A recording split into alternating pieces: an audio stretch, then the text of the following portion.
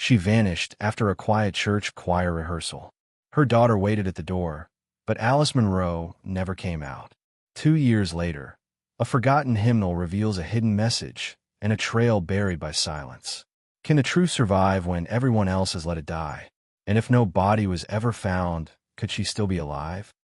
Before we start, please help me get a 1,000 subscribers. And right where are you watching this video from? The organ's final note lingered in the rafters like a whispered prayer, soft and trembling, then disappeared into the hush that followed. Late afternoon sunlight spilled through the stained glass windows of St. Alora's Chapel, turning the wooden pews into golden ribbons. Dust motes danced in the air, stirred by nothing but the music's echo. The choir practice had ended. At least it was supposed to. 17-year-old Joanna Monroe leaned against the frame of the chapel's side door, her fingers tapping rhythmically against the worn hymnbook she held pressed to her chest. She always waited here, always. For the last 6 years, since she was 11, she had listened from this very spot as her mother, Alice Monroe, sang the solos that made old parishioners weep and visiting pastors pause in awe. Alice's voice wasn't just beautiful. It was unshakably honest. Every note felt like it had come from someplace deeper than lungs or throat, a voice shaped by grief, love, stubborn hope. Tonight, her solo, Psalm 69, had seemed slower, more aching than usual. Joanna had noticed the tremble in her mother's hands. How long she lingered on that last word. Deliver me. Now, the silence was too long. Joanna straightened. The other choir members had already drifted out. Sister May with her floral cane, Mr. Leary folding his tenor sheet into perfect quarters. Even Pastor Hayes had nodded to her kindly on the way to his car, as if everything was routine. But her mother hadn't come out. 5 minutes. 10. A quarter of an hour. The chapel was old, but small. There weren't that many places to go. Joanna stepped inside, her sneakers squeaking slightly on the linoleum. The air smelled of old wood polish and candle wax. She passed the empty pews, the altar still strewn with scattered sheet music, and made her way to the back hallway where the choir room was. The door stood slightly ajar. She knocked lightly. "Mom." No answer. Joanna pushed the door open wider. Inside, 2 chairs, a coat rack, a cracked mirror, and a single hanging light that flickered faintly. Alice's coat was still there. Her satchel, the same worn one she carried every practice, hung neatly from the hook. The sheet music for Psalm 69 lay folded on the chair. A mug of chamomile tea, half drunk and lukewarm. But no Alice. "Mom." Joanna's voice wavered this time. She checked the bathroom, the supply closet, even the tiny storage alcove where the extra music stands were kept. Nothing. At first, confusion. Then coldness. Not the physical kind, the inner kind. That prickling stillness that settles in just before panic. She stepped back into the chapel. Her fingers gripped the hymnbook tighter. Outside, the parking lot had emptied. Shadows were stretching long across the pavement. The cicadas were screaming in the trees like they always did in southern spring. Life went on, and her mother was gone. Joanna ran to the front entrance, peering out across the field that separated the church from the gravel road. Nothing. Not a single shape in sight. By the time she called her father, her voice was already cracking. By the time the police arrived, it was dark. By the time they filed a report, they already believed it was voluntary. She probably just needed a break, one officer said gently. Single mothers sometimes do. Joanna didn't sleep that night. She sat on the chapel steps until morning, clutching her mother's hymnbook. Psalm 69. Deliver me. The organ's echo still lingered in her memory, like a ghost refusing to fade. And something in Joanna knew, truly knew, this wasn't over. The front door creaked open with a groan that echoed through the hallway like a sound that didn't want to be heard. The house smelled the same, lavender and lemon oil, the faint trace of baked bread still clinging to the corners of the kitchen. But something essential had changed.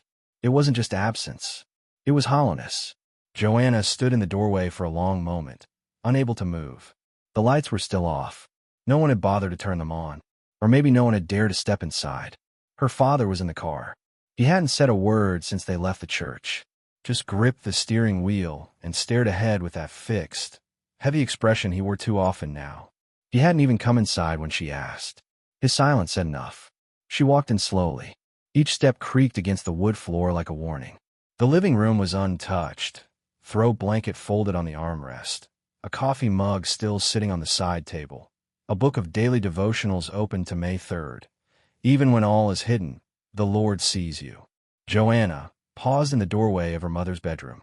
The bed was made, as always. Her mother hated leaving things messy. The dresser was neatly organized. Brushes, folded scarves, the tiny ceramic bowl that held her earrings, and spare buttons. On the nightstand, a framed photo of the two of them on Joanna's 5th birthday. Her mother's arms wrapped tight around her, both of them laughing so hard the cake had toppled sideways. Joanna swallowed the lump in her throat. She sat on the bed, slow and careful. The mattress still held her mother's shape.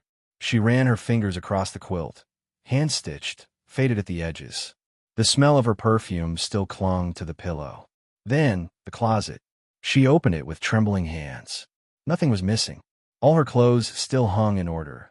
The choir dresses, the long cardigans, the floral church skirts. Her suitcase still tucked to the bottom. If she left, Joanna whispered, she didn't take anything. She sat back on the floor, knees pulled to her chest, and let the silence press in. The kind of silence that isn't still, but watchful, dense. Like the walls were listening. 2 days passed. Detectives came and went. They asked the same questions in different tones. Had her mother been depressed? Had there been fights at home? Any reason she might leave? Joanna answered each one, calmly at first, then sharply, then not at all. She watched them write it down. No forced entry. No known enemies. No signs of abduction. Translation. She left on her own. Sometimes people just walk away. One detective offered softly, as if it were a mercy. Joanna stared at him. She wouldn't walk away from me. But she could see it, the doubt creeping in their faces, in their files, the way they began to refer to her mother in the past tense without realizing. Whispers filled the town faster than flyers. At the grocery store, that's the Monroe girl. At the gas station, heard Alice got into something. She always was private. Even in church, we pray for her return, but maybe she couldn't handle it anymore. Joanna felt them watching, judging, shrinking her mother into stories she couldn't fight against. But the worst came from home. Her father stood in the doorway of the kitchen one night, arms crossed, jaw tight. She didn't even say goodbye. He muttered, not to her, to the air. She just left us. She didn't leave us. Joanna shot back, tears instantly rising. She was taken. You don't know that. His voice broke for the first time. Maybe you don't know her as well as you think. Something inside Joanna cracked.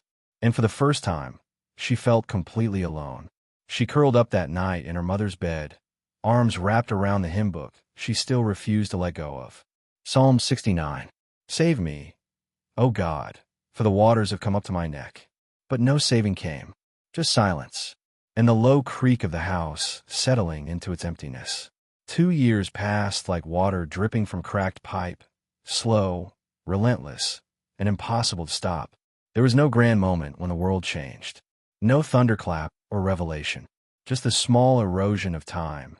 Day after day of absence that stretched into silence, and silence that settled into something permanent.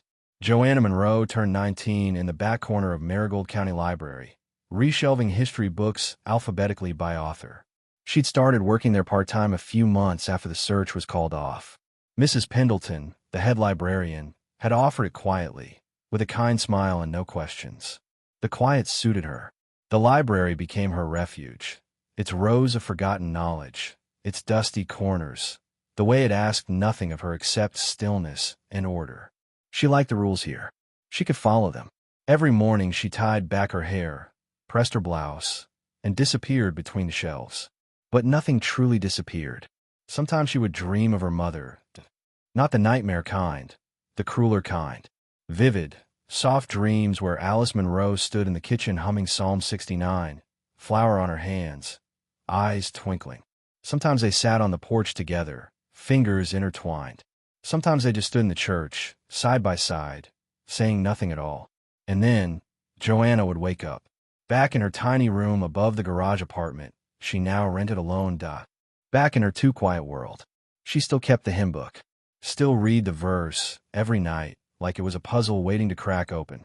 I sink in deep mire, where there is no standing. The guilt never dulled. She should have gone in sooner. Should have run faster. Should have shouted louder. Should have known something was wrong. Instead, she waited politely at the church door like a child too well-behaved to break routine, and her mother disappeared. The phone calls were the worst.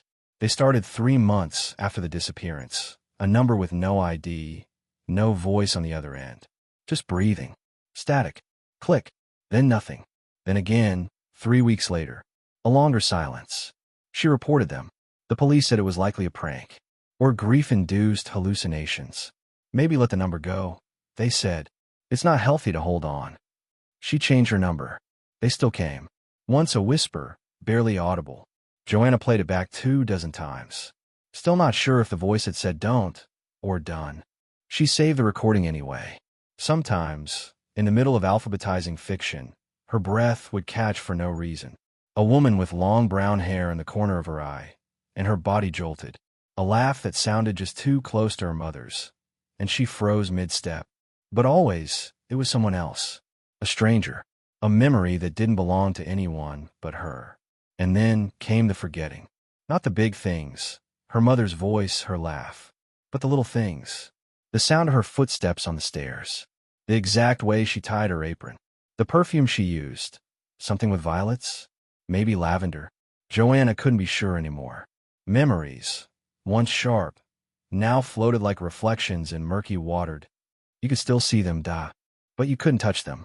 One night, after another dead-end call and a day of filing overdue notices, Joanna lay on her bed staring at the ceiling fan spin. A thought whispered in her head, uninvited, unwelcome. Maybe they were right. Maybe she did leave. Maybe she didn't want to be found. She turned to the nightstand. The hymn book was still there. She opened it, slowly, fingers trembling.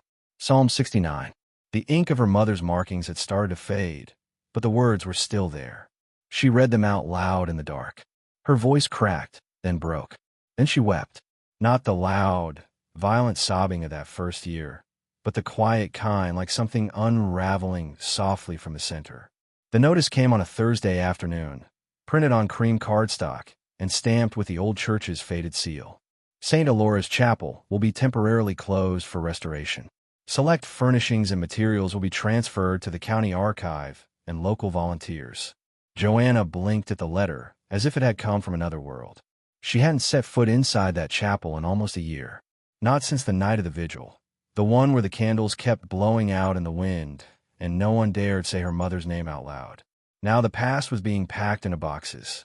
The library agreed to catalog some of the musical archives. Old sheet music, church bulletins, devotional books. Mrs. Pendleton handed her the assignment with a soft nod, as if afraid even to say the word church. Take your time, she said. You don't have to do this. Joanna only nodded, because Parter had to. The box was unremarkable, dusty cardboard sealed with brittle masking tape. Someone had scrawled choir materials across the top in red ink, now half-faded. Joanna pulled the flaps open slowly.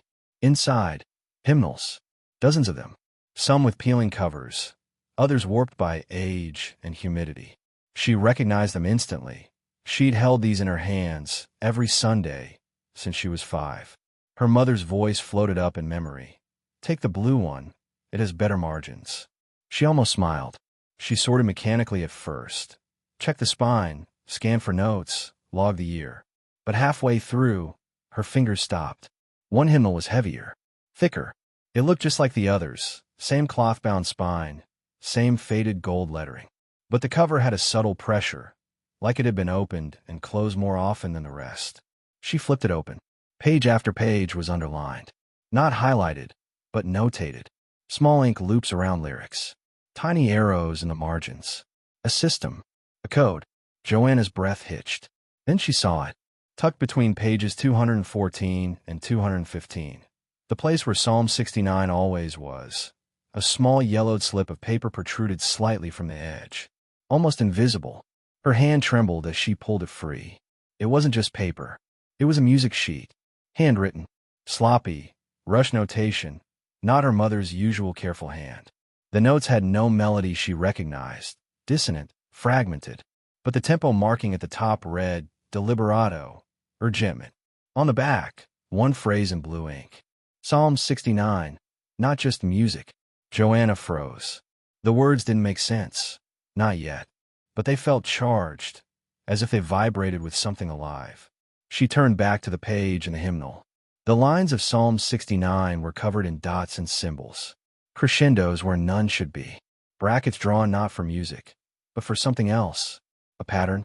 It hit her like a slow breath, turning sharp. This wasn't her mother marking how to sing. It was something else. A map? A cipher? A message? Joanna's heart pounded. The same feeling she had the night her mother vanished. That stillness before the scream returned in full. Joanna stared at the phrase again. Psalm 69, not just music. She opened the hymnal to the page, 214. She had it memorized, of course. But this time, she read it as if it were a code. A message encrypted in plain sight. Save me, O God, for the waters have come up to my neck, I sink in the miry depths, where there is no foothold. She whispered the lines aloud, and then, like a flicker of light at the edge of a dark memory, she saw her mother again. Steam clouding the mirrored, a tune echoing from behind the closed bathroom door. That same psalm, always that one, hummed gently as Alice wrapped a towel around her wet hair. Deliver me from those who hate me, from the deep waters. Joanna had never thought to question why her mother sang that one more than any other. Now she wondered if it had been a warning, or a prayer. She flipped the page back to the dissonant musical fragment. The scribbled notation pulsed like a heartbeat in her palm. Something was tucked further in, deeper in the binding, nearly hidden between the glued spine and the linen cover. She turned the hymnal sideways and gently shook it. A small, rolled scrap of paper fell out, tightly wound, brittle at the edges. Joanna held her breath as she unrolled it, carefully, like defusing a bomb. At first glance, it looked like nothing. Smudged pencil markings, a corner torn. But as the shapes emerged, her pulse quickened. A hand-drawn arrow dot. A time, 4:15 p.m., a date, June 18th. Almost 2 years ago to the day her mother vanished. And beneath it all, a single line of text. Windermere, admin building, back storage. Joanna stared at the name. Windermere. Her heart stuttered. She hadn't heard that word in years. Not since elementary school, when kids talked about the old Windermere summer Bible camp, long shut down after a roof collapsed during a storm. The church never reopened it. Some said it was cursed. Others said it was just forgotten. But her mother had worked there years ago, before Joanna was born. And now, that place had come back, scrawled like a secret in her mother's hymnal. She looked up Windermere Lake on her phone. 37 minutes west, Still there, Still fenced off, supposedly condemned. Her thumb hovered over the screen. Her head said no. But her gut, the place inside her where her mother's voice still lived, whispered, go. She didn't tell anyone. She packed a flashlight, her notebook, the hymnal, left work early, told the librarian she had a headache. The sky outside was overcast, a heavy, humid gray, the kind of weather that makes you feel like something's coming. The road to Windermere wound through pine trees and decaying farmland. As she approached the camp turnoff, the air grew still. No birds, no wind, just the sound of her tires crunching gravel and the thunder murmuring in the far-off clouds. At last she saw it. A rusted gate, a collapsed sign, Windermere Christian Youth Center, buildings covered in ivy, a silence that felt unnatural. The fence surrounding Camp Windermere, once called Shore of Light, had collapsed under years of moss and storm. Joanna climbed through a break in the chain link, the cold sting of rust brushing her arm. She hesitated only once, a breath, a flicker of doubt, and then stepped into the ruins. It was like walking into memory's shadow. The air was heavy with mildew and pine. The buildings were ghostly shapes, swallowed by vines. Wooden cabins leaned, broken-spined, their roofs caved in like fallen lungs. Weeds had cracked through every walkway. Silence hung thick, not peaceful but watching. Joanna moved slowly. Every footstep snapped leaves or disturbed dust. Somewhere nearby, a bird screeched once and then fell silent again. A sign dangled from a bent pole near the center clearing, letters peeling. Shore of Light, founded 1978. She had seen that name only once before, a brochure tucked inside one of her mother's photo albums. A place for spiritual renewal, it had said. A retreat for families. Prayer. Fasting. Service. A second home. Now as a carcass. She found the admin building near the water's edge. A low, square structure of red brick and boarded windows. A thin path wound behind it to a rusted door. Back storage. Exactly what the note in the hymnal had said. The lock was gone, or rusted beyond function, and the door moaned open under her hand. Inside, the smell hit first. Mold, old paper, stagnant air. Her flashlight cut a narrow beam through the dark, catching shelves, broken chairs, cracked bins of documents. Joanna stepped in, breath held. Her beam passed over boxes marked teaching materials, group files, photos. She crouched and opened the one labeled Youth Ministry, Archive. Inside, hundreds of photographs. Glossy prints, faded at the edges. Campers posing with crafts. Group prayer circles. Baptisms in the lake. Her fingers slowed. A photograph near the bottom. Different paper. Older. Yellowed. A woman. Her mother. Alice Monroe, unmistakable, maybe mid-20s. Smiling, radiant. Her arm linked with a man in a black pastor's robe. His face turned slightly away, but eyes sharp, alert. Charisma in his posture. Power in the tilt of his chin. On the back, someone had written, "Ministry is not always holy." Joanna felt a chill crawl up her arms. The handwriting was hurried, slanted, different than the musical notations. Possibly someone else's. Possibly a warning. She stared at the photo again. Her mother's face. Smiling. But the smile didn't reach her eyes. Joanna's breath caught. A memory surfaced, faint, broken. Her mother once whispering in the dark, long ago.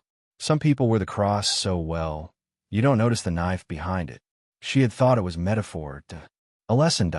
Now, she wasn't so sure. The air outside the storage room had thickened, like it knew too much. Joanna stepped back into the light, clutching the photograph to her chest. The clouds above the lake had grown heavy, dull pewter pressing down on the earth. Every building around her now looked different, not abandoned, but silent. Not forgotten, but guarded. Then she saw the figure. At first, she thought it was a shadow moving between the trees, too slow for wind, too solid for imagination. A woman, hunched thin, wrapped in a crocheted shawl that trailed like wings. Joanna stilled. The woman stepped forward, leaning heavily on a carved walking stick. Her eyes were pale, the kind that had seen too much. Skin drawn tight, her mouth a hard line beneath cheeks, soft with time. But her gaze was sharp, watchful. Joanna lowered her voice. "Excuse me." The woman flinched, then narrowed her eyes, peering closer. Her hand tightened on the cane. "You shouldn't be here," she said. "I'm looking for someone," Joanna replied gently. "Her name is Alice Monroe." The woman's face changed. Not recognition at first, but resistance. Something pulled taut behind her expression. "I don't talk to people about that place," she muttered, half turning away. Joanna stepped forward, holding out the photo. "Please, this is my mother." The woman's breath hitched. Her eyes locked on the photo, and something deep inside her cracked. The kind of fracture that happens when memory becomes too loud. "She was here," the woman whispered, almost to herself. "She came just before the storm." Joanna's heart jumped. What storm? But the woman didn't answer. She turned her back and began walking slowly toward a narrow path between the trees. Joanna followed, careful not to rush her. They reached an old bench under a crooked oak. The woman sat, breathing hard, fingers trembling as she folded the shawl tighter. "She came to me," the woman said finally, her voice barely above the wind. "Said she was trying to get out. Said she saw something. Heard things. Said she needed someone to listen." She looked up. Her eyes, suddenly very young inside that weathered face, met Joanna's. "I didn't listen." Joanna felt her throat close. "What was she running from?" she asked. The woman's jaw tensed. She looked away. "I'm old," she said. "I've lived long enough to know some walls aren't meant to be knocked down. Some truths," her voice broke, "they don't set you free. They bury you." "Please," Joanna whispered. "She's not just a story to me. She's my mother." Silence. Then, she wasn't the first to ask for help. Joanna waited. She was just the last. But the woman wouldn't speak further. When Joanna pressed, the woman only shook her head and stood with great effort. "Leave it be, child," she said. "Whatever you think you want to know, it won't bring her back." Joanna watched her disappear into the woods, the shawl flapping like a wounded bird. She stood there for a long time. The sun broke for a second through the cloud, casting fractured light across the water. It shimmered on the surface, calm, still. But something inside Joanna felt the opposite. She turned back toward the admin building. There was no longer any doubt in her mind. Her mother hadn't run. She had been running from something. The town looked the same. That was the first thing Joanna noticed as her car rolled past the old diner, the high school football field, the faded mural on the side of Rainsworth's grocery. As if nothing had shifted.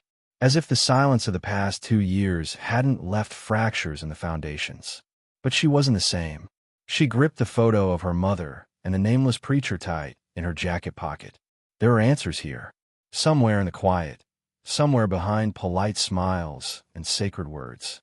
St. Alora's chapel sat like a painting inside a snow globe. Untouched, almost too perfect. Fresh flowers by the entrance. Warm brass tones on the door handles. A new welcome banner flapping in the breeze. Inside, the light filtered gold through the stained glass as always. Only the man at the altar was new. Pastor Julian Blake. Early 40s, clean-cut, square-shouldered, with a voice that carried like a cello through the pews. Joanna had read about him in the town newsletter. Transferred from Atlanta, specializing in community restoration. Smiles and photos. Words like healing and forward. She approached after service. He smiled warmly when she introduced herself. "Ah, Joanna. Of course. We've prayed for you many times." She nodded, her voice measured. "I'm trying to understand more about what happened." "Before." His brow furrowed gently. "Before. My mother, Alice Monroe. She sang in this choir. She disappeared." The silence that followed was slight, half a second, but heavy. "Yes," he said finally. "A tragic time for the congregation." "Did you know her?" she asked. "No. I came after." He gave a sad smile. "But her name still comes up. Lovely voice, I hear." He shifted. Joanna watched him closely. "Do you know who led the church before you?" "Records say it was Reverend Holloway for a time, but he retired years back. The pulpit was vacant for a while after." "What about our—" She hesitated, then asked it plainly. "What about someone named Randolph Baines?" This time, the pause was longer. "I'm sorry," Pastor Blake said, folding his hands. "That name doesn't appear in any current church records." Something in his tone changed, subtle but firm. "If you like, I can point you to the community grief counselor. Or our prayer group." Joanna managed a tight smile. "That won't be necessary." Instead of going home, she walked around the side of the chapel, past the rose bushes, through the door no longer marked but still familiar. The church archive room, dimly lit, lined with file cabinets and rolled-up banners. She hadn't been here in years. Her mother once helped organize hymnals and guest lists in this very room. She moved quickly, quietly. She wasn't supposed to be here. One drawer at a time. Baptisms, donations, marriage licenses, nothing. Then, leadership files, 2000 to 2020. She flipped through the folders, her breath catching when she found it. Baines, Randolph, probationary ministry. Only 2 pages inside. The first was a typed personnel log. Hired as assistant pastor, provisional license, began leadership of the youth and retreat programs, including Camp Windermere. Start date, February 11th, termination date. Not applicable. The second sheet was a pastoral leave notification. Effective, July 3rd, reason. Filed under confidentiality agreement. Joanna's fingers gripped the paper. The date was exactly 3 weeks after her mother vanished. She stared at the name, Randolph Baines. It wasn't just a missing record. It was a buried one. She copied the documents and slipped them into her coat. Her heart pounded against her ribs like it wanted out. Pastor Blake's voice echoed in her head. "That name doesn't appear in any current church records." Of course it didn't. Someone had made sure of it. And now Joanna had proof that whoever Randolph Baines was, he hadn't left after her mother disappeared. He left because of it. The fluorescent lights in the Rainsworth Police Department buzzed like an insect stuck in glass. Joanna sat across from Detective Graham. Same desk, same skeptical tilt of the head. The same man who, 2 years ago, told her softly that grief played tricks on people. He hadn't changed, but she had. She slid the documents across the table. Photocopies of the church files. The photograph of her mother with the preacher. The handwritten note. Ministry is not always holy. Graham didn't even glance at them for the first 10 seconds. Then he sighed. Joanna. There's a pattern, she said. Randolph Baines was involved with the camp. My mother worked there. She tried to expose something. Then she disappeared, and he left town right after. You're drawing a lot of lines with a shaky pencil. They both vanished within 3 weeks. Coincidence? Come on. Her voice rose. You have a name. You have a connection. That's enough to do what exactly? His tone sharpened. We looked into this already. There was no sign of foul play. No forced entry. No activity on your mother's accounts. No confirmed sightings. No body. Joanna stared at him. So because there wasn't blood on the wall, you decided it wasn't real? He leaned forward, voice lowered. Joanna, I know this hurts, but sometimes people leave. Sometimes they have reasons even their family doesn't understand. She didn't leave. She didn't say goodbye. That one hit like a slap. Joanna stood, fire in her chest. I'm not asking you to believe in ghosts. I'm asking you to do your job. And I'm telling you, Graham said quietly, you're chasing shadows. She slammed the car door harder than she meant to. The photo crumpled slightly in her pocket. She didn't drive home. She drove to the only place that felt safe and unsafe at the same time, the house where everything began. Her father's porch light was already on when she arrived. He stood in the doorway, arms folded, a towel slung over one shoulder. Mid-dishwashing, most likely. You shouldn't be driving around so late, he muttered as she stepped in. Joanna didn't answer. She dropped the folder onto the kitchen table with a hollow thud. He looked at it, then at her. What is this? Proof. Of who was involved. Of why they buried her name. He didn't move. Dad. Her voice cracked. They lied. The church lied. The police won't touch it. I need your help. He exhaled slowly. And then, without looking at the documents, Joe. She's gone. No, she isn't. You don't know that. I know what it looks like when someone stops fighting to be found. Joanna felt something inside her recoil. You gave up, she whispered. I let go. That's different. She stared at him. You think if I find her, it'll make things harder for you? Because it'll mean you were wrong to stop looking. He looked away. She grabbed the folder and turned. I'm not asking for your permission, she said. I'm not even asking for your belief. She paused at the door. I'm just telling you, I'm not done. The request had been a long shot. Walter Briggs, former maintenance technician for St. Alora's Chapel, had retired months after the church's leadership changed. Lived alone now, on the edge of town. People said he was odd, paranoid, kept everything in boxes and wouldn't throw away a paperclip without scanning it first, which made him exactly the kind of person Joanna hoped he was. He opened the door in sweatpants and slippers, blinking at her with watery eyes behind oversized bifocals. I'm not buying anything. I'm not selling, Joanna replied, holding up her hands. I just want to ask you about the church. The cameras. From 2 years ago. That got his attention. He stared at her for a long moment. Then, you're Alice's girl. It wasn't a question. He stepped aside. The living room was stacked wall to wall with plastic bins labeled in Sharpie. HVAC 2015, LED bulbs, spares, soundboard backups, surveillance/chapel/main feed. That last one made her heart jump. You kept recordings? She asked. He gave a gruff shrug. They wipe them every 30 days now. But I copied archives, in case we needed them for security training. Or liability.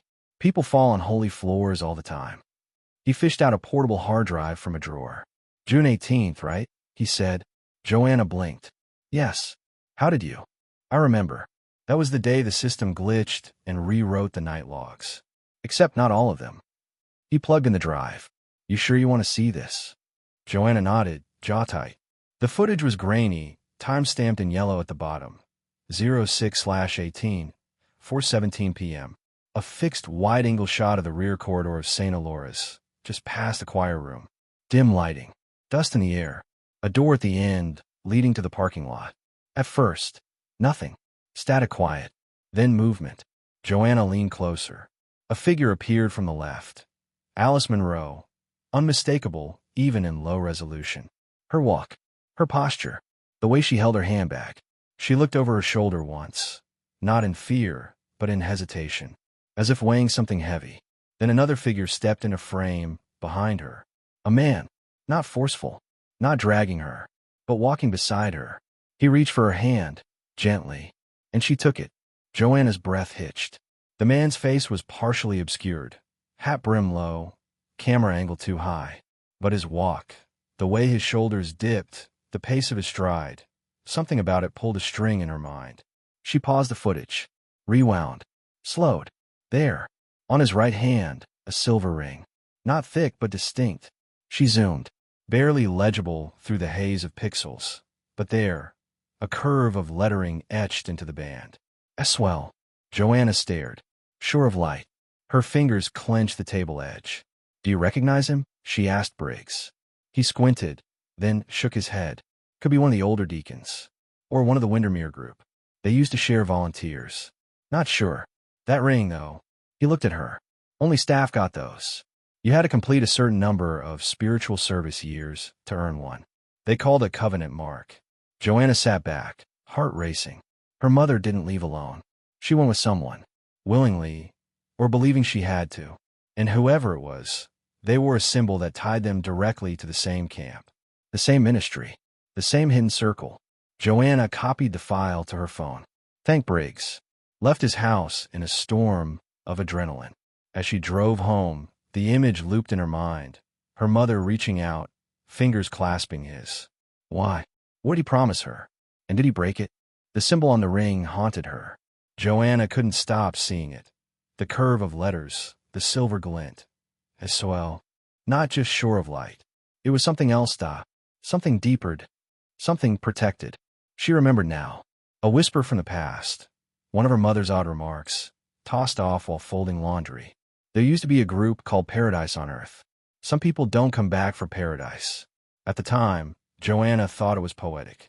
A metaphor, but now, it sounded like a warning. She drove to Crescent Hill Cemetery, the oldest in the county, where clergy and donors of the church have been buried for decades. The eastern plot was quiet that morning. Gray stones, overgrown ivy. Wind tugged at the hem of her coat. She searched names, rows, dates, and found it. Deacon Harold Bray, servant of the Shore of Light Ministry. Paradise on Earth, 1984 to 2010. There it was. Not metaphor, not myth, a real name, a real group. And below his name, engraved into the stone, a ring carved into the marble, identical to the one in the video. She touched it, heart pounding.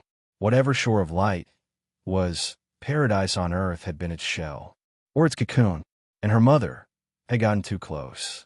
Joanna didn't go to the police. She went deeper. 2 hours away, in the archives of the Mid-Southern Religious Fellowship, a dusty file room held decades of denominational history. She used her mother's old credentials as a former youth volunteer to request access. Research, she said, for a piece on former Christian outreach programs. The clerk barely looked up. She dug through filing cabinets under defunct or discontinued ministries. Swell, Shore of Light / Paradise on Earth Fellowship. Established, 1979 location. Multiple rural retreats focus. Spiritual purification, communal obedience, vocational discipleship dissolution recommended. 2006. Reason, unusual practices. Internal reports of overreach and private discipline methods. Several members requested anonymity post-departure. Her hand shook as she opened the envelope marked confidential. Member statements. One line jumped out, underlined in red. They took our silence as loyalty. It was fear. One testimony, a woman named Marlene J., described controlled fasts, isolation punishments, and a strict vow of obedience that blurred into coercion. Any attempts to leave were met with spiritual guilt, exile, or, in one case, a disappearance. Another, from ES, recounted a charismatic leader who warned that those who walk away from paradise never find peace again.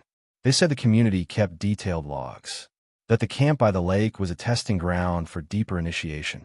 Joanna read until her eyes burned. Then she found it, a signature at the bottom of one report. Alice Monroe, not a full letter, Just a single line added to a 2005 document in neat, round handwriting. There is love and truth. But this is not love. The man's voice on the phone had been dry, careful, as if every word cost something. You don't know me, but I knew your mother did. If you really want answers, meet me tomorrow. Basement of the old cotton hall. Come alone. Then silence. Joanna had stared at the phone long after the call ended, heart thudding. The number was unlisted, the voice unfamiliar, but something in his tone, measured, wounded, resolute, told her this wasn't a prank. And so, the next morning, she drove to the abandoned Merrifield Cotton Exchange. Red brick, boarded windows, once a town monument, now rotting on the edge of industrial ruins. She pushed open the rusted basement door with both hands, flashlight shaking in her grip. The room smelled of stone, old water, and mildew. A single lantern flickered at the far end. Beside it sat a man, mid-50s, weathered, thin, haircut close. He wore a faded jacket with a church logo long since discontinued. Paradise on Earth, shore of light fellowship. His eyes were sharp, deep-set, and rimmed with sleepless years. He didn't stand, just gestured for her to sit. Your name? He asked. Joanna Monroe. He nodded, slowly. I thought so. They sat in silence for a moment, just the buzz of the lantern and the creak of the building above them. Then, softly, your mother was the first to really look behind the curtain. The rest of us, we suspected, but we told ourselves it was spiritual discipline. She called it what it was: manipulation, control, abuse. Joanna's voice cracked. You were part of it. He nodded. Joined at 16. Left at 40. By then, I'd seen too much. She leaned in. Why did they go after her? He looked her dead in the eyes. Because she knew. She found records. Real ones. Hidden files. Names. Donations that never made it into official ledgers. Accounts offshore. Transfers between church front groups and individuals who didn't preach, but pulled strings. Joanna's stomach twisted. She told me she was going to bring it all to light. She met with a journalist out of Nashville. Had a whole binder. Copies, witness statements, even a recording of Baines. That name again. Then, the man continued. She vanished. Joanna's fingers curled. What happened to the binder? He shook his head. Never saw it again. But I know she had it. Said she was delivering it the next day. Do you know who stopped her? Silence. He glanced at the lantern. All I know is that she was last seen just outside the camp, near the western woods, right by the old mine shaft. Joanna froze. What shaft? Windermere sat on an old mining site. It was boarded up in the 60s, but some of us, we used it to store things, to hide what wasn't supposed to be found. She stood. You think she's down there? I think someone didn't want her speaking, and that shaft's deep enough to bury 100 truths. Joanna felt the cold seep into her bones. He reached into his jacket and handed her something. A small key, rusted, wrapped in cloth. Utility padlock. One of the old ones we used. If they haven't changed it, this might get you in. She took it with shaking hands. One more thing, he added, his voice quieter now. Don't go alone. But she was already turning toward the door. Because she knew, even before he said it, her mother had gone alone. And now it was Joanna's turn to walk where no light reached. The forest didn't welcome her. It pressed in on both sides. Limbs like skeletal arms, trunks tight as cathedral columns.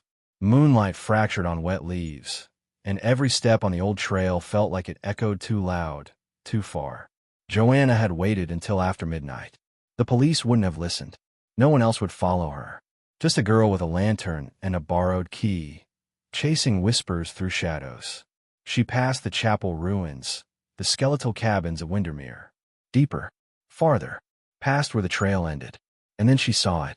A stone outcrop behind a wall of thorns, barely visible, but there, hidden where light never touched. The shaft entrance. A rusted metal door sunk into the rock. Heavy hinges. A faint cross carved into the surface, as if someone tried to make a holy after the fact. Joanna stepped forward. No handle, just a corroded latch, and a lock, matching the one the man described. She slid the rusted key into place. For a breathless second, it stuck. Then, with a groan like the earth yawning open, the door released. She pulled it wide and was swallowed by darkness. Inside, silence, dust, Stone. She clicked on her flashlight. The beam cut through black like a sword. Every surface was damp. Old wood support beams. A narrow, sloping path. The air grew colder with each step. Something crackled underfoot. Paper. She crouched. A torn page, water-damaged, handwritten. They're still meeting under a new name. I heard Baines on the phone. He's not alone. Joanna pressed forward, heart hammering. Then she saw it. A corner alcove, barely more than a pocket in the rock, cluttered with old boxes, rotted crates, and something else. A suitcase. Faded blue canvas. Brass clasped. The initials. A.M. Alice Monroe. Joanna froze, then dropped to her knees. The lock on the case had long since broken. She flipped it open. Inside, asterisk, a worn leather journal. Pages marked with tape and tabs. Asterisk, a voice recorder, the kind used by reporters. Asterisk, printed documents. Partial copies of bank transfers, church memos, lists of names. Asterisk, a lanyard with a photo ID. Alice's Windermere badge.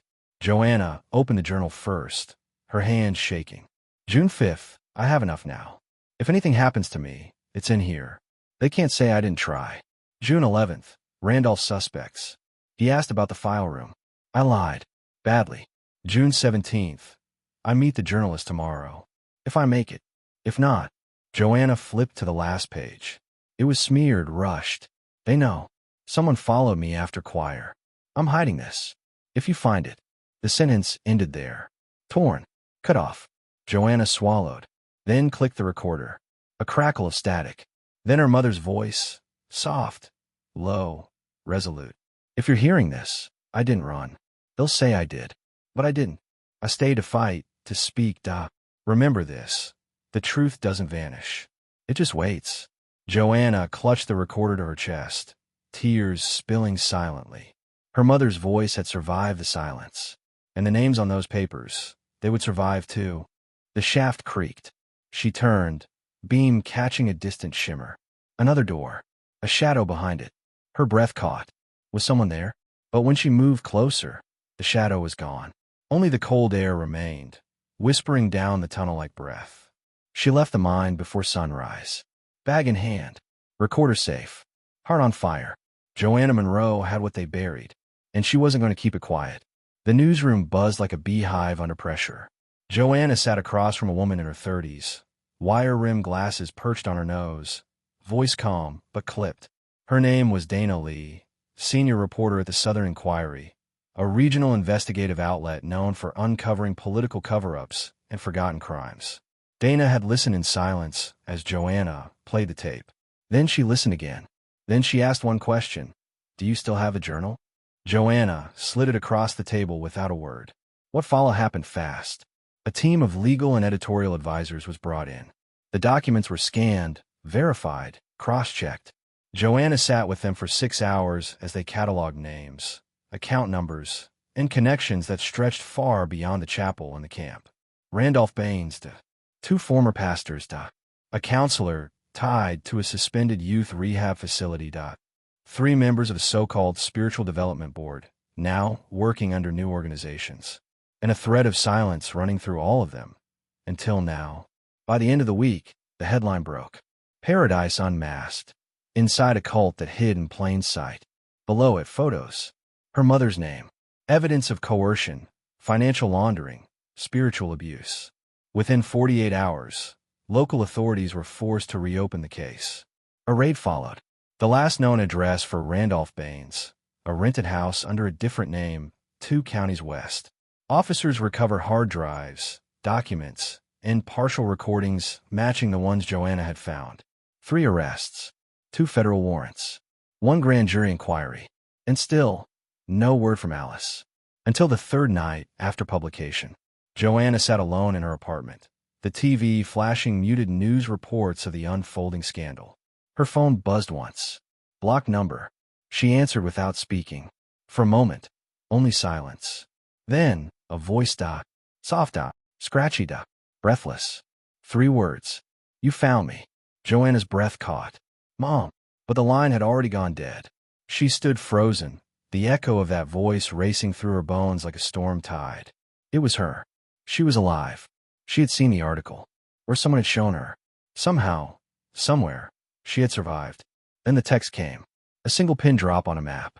No message, just a location. Mosswood Pines. A cabin community on the edge of the state. Almost forgotten. A place for those who didn't want to be found. Joanna packed before the sun rose. No hesitation. No calls.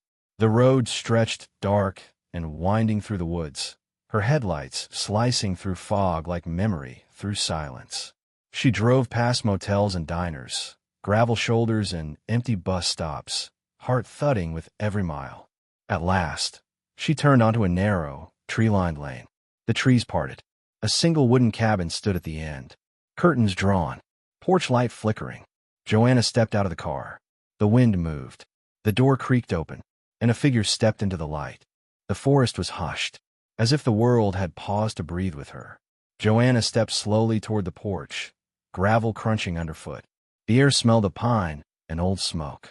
The flickering porch light above the cabin door cast long shadows over the faded wood. She heard it before she saw it, the click of a latch, the soft groan of a door swinging open. And then her, Alice Monroe, thinner, paler, the vibrant warmth of her once sparkling eyes now dulled by years of hiding. Her hair had grown longer, streaked with gray. Her shoulders hunched as if she still expected a knock on the door that meant danger. But she stood. She stood. Joanna stopped at the bottom step. Her breath hitched. "Mom." Alice covered her mouth.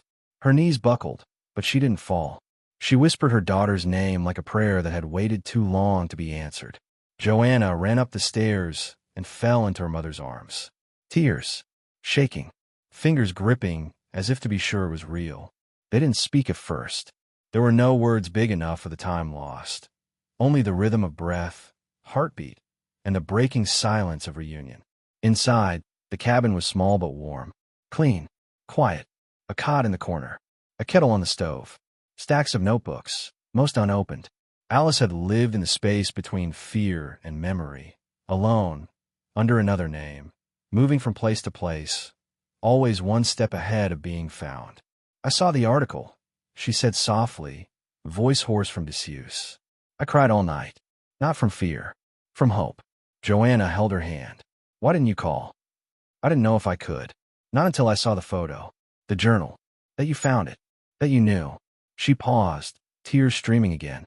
"I knew my voice wouldn't carry far, but yours, I always believed yours would." Joanna swallowed the ache. "I thought you were gone." Alice whispered, "but I left a trail. I just prayed someone would follow it." They sat until the sky began to shift, the soft purple glow of morning bleeding through the window. The woods outside seemed to listen, holding space for them. Back in town, weeks later, after statements were made and names were cleared, Joanna returned to St. Alora's chapel one final time. The sanctuary was empty now. Renovations paused. The air smelled of dust and oil. She walked to the old piano, set something gently on it. The blue hymnal, the same one her mother had written in, the one that led her here. Alice stepped forward from the side aisle, thin but whole. She sat beside her daughter on the bench, their shoulders touching. Joanna opened the hymnal to page 214. They both smiled. Alice placed her fingers on the keys. Joanna drew breath. Together, mother and daughter began to sing. "Save me, O God, for the waters have come up to my neck." The chapel filled with music, not flawless, but full, of pain, of healing, of everything that had been lost and what was found. And outside, as the first rays of sun broke over the stained glass, the silence finally ended.